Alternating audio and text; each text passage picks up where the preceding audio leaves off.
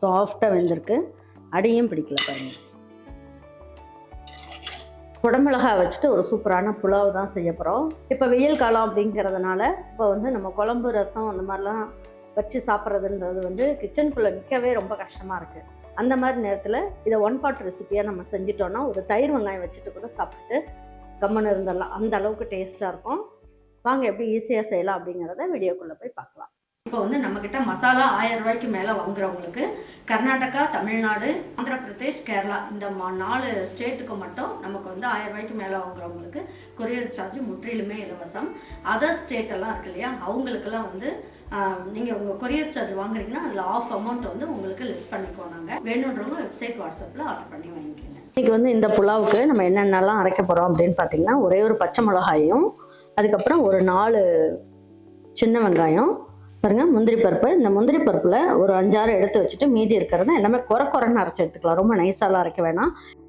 இப்போ இந்த புலாவுக்கு நம்ம வந்து என்ன பண்ணுவோம், நல்லா இந்த சட்னி கரண்டியில் ஒரு கரண்டி அளவுக்கு நெய் சேர்த்துக்கலாம். ஒரே ஒரு பிரியாணி இலையை 2ஆக போட்டுக்குங்க. முந்திரி பருப்பு ஒரு 5 முந்திரி பருப்பு போட்டுக்குவோம். ஒரே ஒரு பட்டை எடுத்துக்கலாம். அன்னாச்சி முக்கு 1 எடுத்துக்குவோம். கல்பாசி சின்ன பீஸு, ஏலக்காய் ஒரு பீஸ் எடுத்துகிட்டு, ஜீரகம் ஒரு 1/4 ஸ்பூன் அளவுக்கு. இப்போ இதுலேயே ஒரே ஒரு பெரிய வெங்காயத்தை கட் பண்ணி வச்சுருக்கேன், இதையே சேர்த்துக்கலாம். பாருங்க, வெங்காயம் வந்து நல்லா அந்த அளவுக்கு வதங்கின போதும் கொஞ்சமாக புதினா இலையும் கொஞ்சமாக கொத்தமல்லி இலையும் சேர்த்துடலாம்.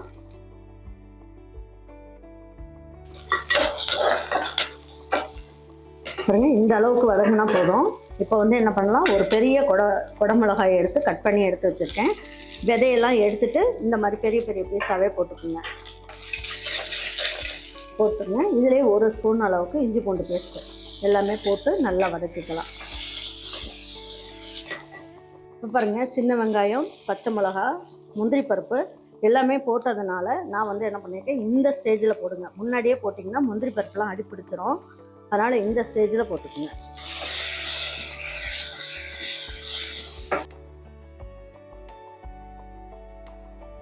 பாருங்க, இதில் கொஞ்சமாக தண்ணி ஊற்றி, ஏன்னா இந்த இஞ்சி பூண்டு இதெல்லாம் போட்டோடனே கொஞ்சம் அடிப்பிடிக்கிற மாதிரி இருக்கும். கொஞ்சமாக தண்ணி ஊற்றிட்டு வதக்கணும் அப்படின்னா நமக்கு வந்து அடிப்பிடிக்காமல் எல்லாமே நல்லா வதங்கி வரும்.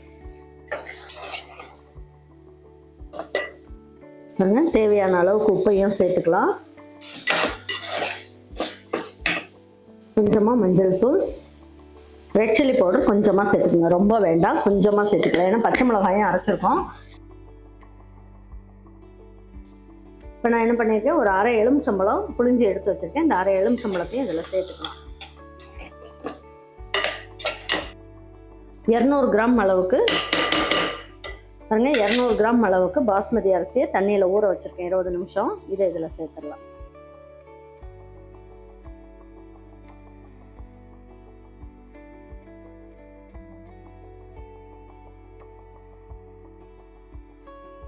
பாருங்க, நான் வாங்கினது வந்து கொஞ்சம் அரிசி வந்து பழைய அரிசி அப்படிங்கிறனால 1க்கு 1.5 ஊற்றிருக்கேன்.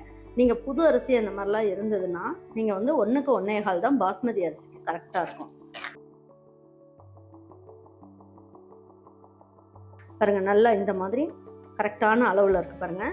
இப்போ வந்து என்ன பண்ணலாம், குக்கர் மூடி வச்சிடலாம்.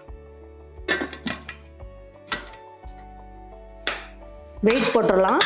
ஒரு விசில் வந்துட்டு ஒரு 3 நிமிஷம் மட்டும் ஸ்லோ ஃப்ளேமில் வச்சா போதும். எப்படி இருக்குன்னு பார்க்கலாம்.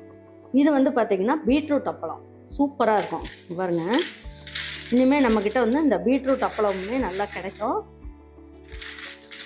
இதை நான் உங்களுக்கு பொரிச்சு காட்டுறேன் பாருங்கள். இப்போ வெயில் காலத்துக்கு பார்த்திங்கன்னா நம்ம வந்து வெரைட்டி ரைஸ் செய்கிற மாதிரி இருந்தாலும், புலாவெல்லாம் செய்கிற மாதிரி இருந்தாலும் இந்த அப்பளத்தை பொரிச்சு சாப்பிடுங்க.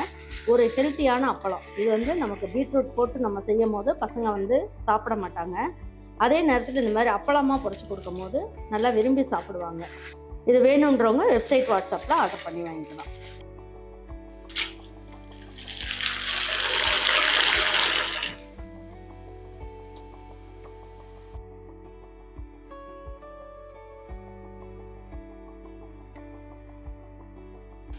நல்ல ரோஜாப்பூ கலரில் சூப்பரான பீட்ரூட் அப்பளம் ஜம்முன்னு ரெடி ஆயிடுச்சு. பாருங்க, இதை ஓப்பன் பண்ணி பார்க்கலாம். ஸ்டீம்லாம் போயிடுச்சு.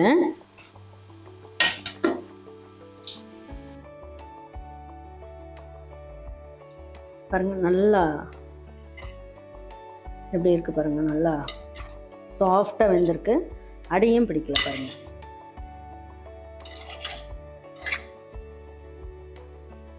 குடமிளகா சாதம் பிடிக்காதுன்னு சொல்கிறவங்க கூட இந்த மாதிரி செஞ்சு சாப்பிடுங்க, ரொம்ப அட்டகாசமாக இருக்கும். புதினா இலையும் கொத்தமல்லி இலையும் தூவி விட்டு எடுத்து வச்சு பரிமாறிக்கலாம். நல்லா சாஃப்டாக சூப்பராக வந்திருக்கு, அடியும் பிடிக்கல, நம்ம ஊற்றின தண்ணி எல்லாமே கரெக்டாக இருக்குது பாருங்கள். புலாவ் வந்து நல்லா சாஃப்டாக சூப்பராக நல்லா வந்திருக்கு பாருங்கள். இந்த வெயில் காலத்துக்கு இந்த மாதிரி ஒரு வெரைட்டி ரைஸ் இந்த மாதிரி செஞ்சு கொடுக்கும் போது, ஒன் பாட் ரெசிபியாக செய்யும் போது வீட்டில் இருக்க பெரியவங்களுக்கு, அதாவது சமைக்கிறவங்களுக்கு கிச்சனை விட்டு சீக்கிரமாக வெளியில் போயிடலாம். பிள்ளைங்களுக்கும் நல்ல ஒரு சுவையான ஒரு சாப்பாடை செஞ்சு கொடுத்தோன்ற ஒரு ஃபீலிங்கும் இருக்கும். கண்டிப்பாக நீங்கள் இதை செஞ்சு கொடுத்துட்டு அவங்களுக்குலாம் பிடிச்சிருந்ததுன்னா லைக் பண்ணுங்கள், ஷேர் பண்ணுங்கள், சப்ஸ்கிரைப் பண்ணுங்கள், மறந்துடாமல் கமெண்ட்ஸ் பண்ணுங்கள். தேங்க்யூ ஃபார் வாட்சிங் ஈரோடு அம்மாச்சி சமையல். தேங்க்யூ.